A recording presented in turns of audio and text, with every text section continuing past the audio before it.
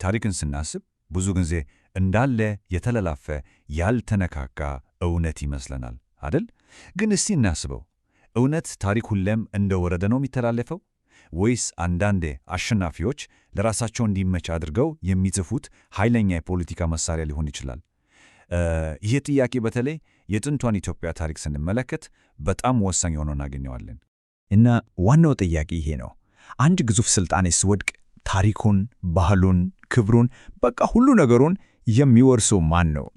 በአክሱም ግዛት ውድቀት ማግስት ይህ ጥያቄ ለአንድ ምለ ሀገር ማንነት መሠረት የጣለ ትግል አስነስቷል። እስቲ አብረን እንመርምር።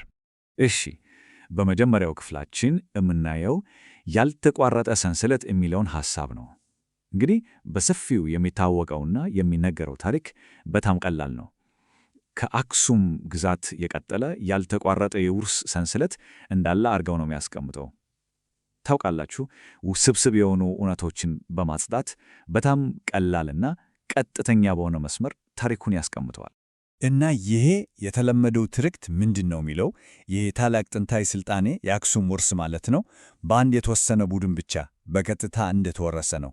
ግን እውነቱ ከዚህ እጅግ የበለጠ ውስብስብ እና አሻሚ ነው። እስቲ ትንሽ በጥልቀት እንየው። እሺ፣ ክፍል 2 ታላቁ የደቡብ ሽግሽግ። እንግዲህ እዚህ ላይ ነው ታሪኩ አንድ ያልተጠበቀ አቅጣጫ የሚይዘው። ያንን ቀላልና ቀጥተኛ የመሰለውን የውርስ መስመር የሰበር እና የሀገሪቱን የሥልጣን ካርታ ሙሉ በሙሉ የቀየረ አንድ ታላቅ ክስተት ተፈጠረ። ቁልፍ ለውጡ ይሄ ነበር።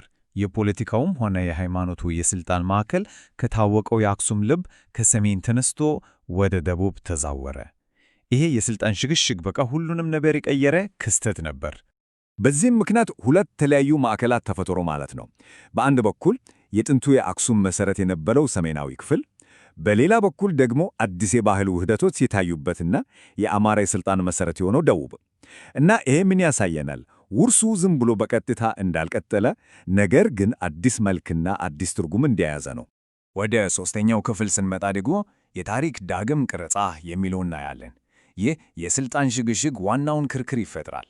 ይህም የአክሱም ውርስ ዝም ብሎ የተወረሰ ሳይሆን በአዲሶቹ ገዢዎች በስትራቴጂ እና በንቃት ታስቦበት እንደገና የተቀረጸ ነበር። ስለዚህ ወሳኙ ጥያቄ ይሄ ነው። ሥልጣን ሲንቀሳቀስ ታሪክና ትውፊት አብሮት ይጓዛሉ ወይስ በአዲስ መልክ ይተረጎማሉ? መልሱ የውርሱን ምንነት እንደገና እንድንመረምር ያስገድደናል። ያው ዓላማው ታሪክን ዝም ብሎ ከመውረስ ይልቅ ታሪክን መቆጣጠር ነበር። ይህ ከምንጩ የተወሰደ ጥቅስ የነበረውን ስትራቴጂ በትክክል ይገልጸዋል። የአክሱምን ስኬቶች ለራሳቸው አገዛዝ ሕጋዊነት እንዲያገለግሉ በመምረትና እንደገና በመተርጎም የተከናወነ ሂደት ነበር። በሌላ አነጋገር ምን ማለት ነው?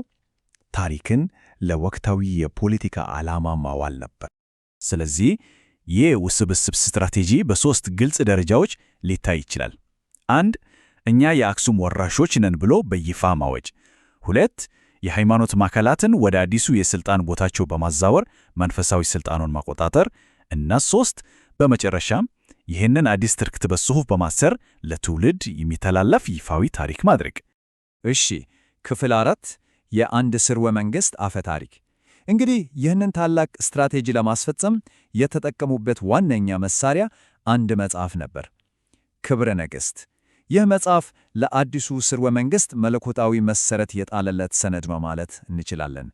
ክብረ ነገሥት ወይም የነገሥታት ክብር ዝም ብሎ መጽሐፍ አልነበረም። የሀገሪቱን ብሔራዊ ማንነት የቀረጸ፣ ነገሥታቱን ከሰሎሞንና ከንግሥተ ሳባ የዘር ሐረግ ጋር በማስተሳሰር መለኮታዊ የገዢነት መብታቸውን ያረጋገጠ እጅግ ተጽዕኖ ፈጣሪ ጽሑፍ ነው። የክብረ ነገሥት ዋና ተግባር ይሄ ነበር። ገዢዎቹን ዝም ብሎ የአክሱም ተተኪዎች ከማለት አልፎ በእግዚአብሔር የተመረጡ ወራሾች እንደሆኑ አድርጎ አቅርቧቸዋል። ይህ ማለት የአገዛዛቸውን ሕጋዊነት ከሰው ወደ ሰማያዊ ደረጃ ከፍ አድርጎታል ማለት ነው።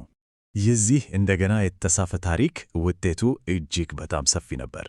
በሀገር ውስጥ ተለያዩ ሕዝቦችን በአንድ የጋራ መነሻ ታሪክ ስር በማሰባሰብ አንድነትን ፈጠረ። በውጭ ደግሞ ለኢትዮጵያ በመካከለኛው ምስራቅና በአውሮፓ መድረክ ላይ ልዩ ክብርና የሥልጣን ተደማጭነት ሰጥቷታል። ያው ገዢዎቿም ከሌሎች ታላላቅ የዓለም ነገሥታት ጋር በኩል ደረጃ እንዲታዩ አስችሏል። ክፍል 5 ታሪክ እንደ ትርክት። ስለዚህ ከዚህ ሁሉ ምን እንረዳለን? ታሪክ ማለት ዝም ብሎ የተደረጉ ነገሮች ዝርዝር ብቻ አይደለም፣ እንዴት እንደምንተረከውም ጭምር ነው። በሚገባ የተተረከ ታሪክ አንድን ሀገር የመቅረጽ፣ ሕዝብን የማሰባሰብ እንዲሁም ሥልጣንን የማጽናት ትልቅ ኃይል አለው። ዋናው ቁም ነገር ይሄ ነው። የታሪክ ትርክስቶች ዝም ብለው አይፈጠሩም። ለፖለቲካዊ ዓላማዎች እንዲያገለግሉ በንቃትና በጥንቃቄ ይገነባሉ። የሰሎሞናውያን ሥርወ መንግሥት የአክሱሙን ውርስ ከመውረስ ይልቅ የራሱ የታሪክ ጸሐፊ ሆነ፣ የታሪኩ ደራሲ ሆነ። ይህንን ርዕዮተ ዓለማዊ ሽግሽግ በጊዜ ቅደም ተከተል ስናየው በ30ኛው ክፍለ ዘመን የተነሳው የሰሎሞናውያን ሥርወ መንግሥት በ14ኛው ክፍለ ዘመን ደግሞ ይህንን አዲስ የታሪክ ትርክት አጽንቶታል። የዚያ ትርክት አስተጋባው ደግሞ እስከ ዛሬ ድረስ በክልሉ ፖለቲካና ማንነት ላይ ተጽዕኖ ማሳደሩን ቀጥሏል። ስለዚህ በዚህ ጥያቄ ልጨርስ። ታሪክ ትርክት ከሆነ ደራሹ ማን ሊሆን ይችላል?